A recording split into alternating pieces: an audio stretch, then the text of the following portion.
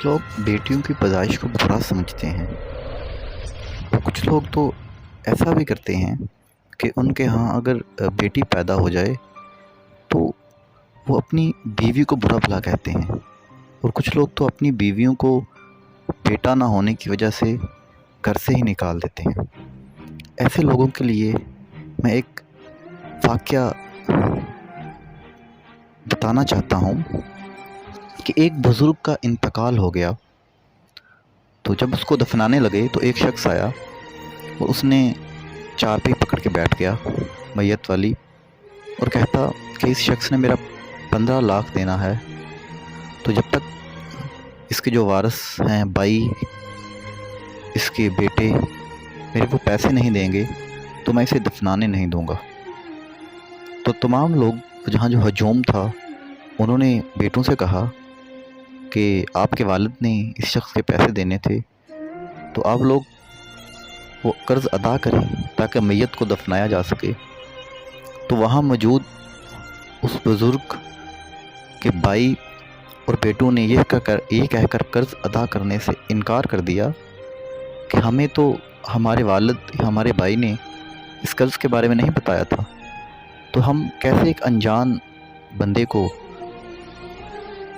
یہ پیسے جس کی یہ ڈیمانڈ کر رہا ہے، جس کا یہ مطالبہ کر رہا ہے، یہ ادا کر دیں۔ تو ان لوگوں نے جب بیٹے اور بھائیوں نے انکار کر دیا تو یہ خبر جب اس شخص کی جو فوت ہو چکا تھا اس کی بیٹی تک پہنچی، تو اس شخص نے اس بیٹی نے اپنا سارا زیور اور جتنے اس کے پاس پیسے تھے وہ ایک ملازم کے ہاتھوں اس شخص کے پاس بھیجے جو اس قرض کا مطالبہ کر رہا تھا کہ یہ پیسے اس شخص کو دے دو اور کہو کہ یہ رکھ لے اور میرے باپ کو دفنانے دیا جائے، اور جب تک میں اس دنیا میں موجود ہوں، زندہ ہوں، میں آہستہ آہستہ کر کے تمہارا سارے کے سارا قرض واپس کر دوں گی، تمہارے پیسے لوٹا دوں گی۔ جب وہ شخص پیسے لے کے وہاں میت کے پاس پہنچا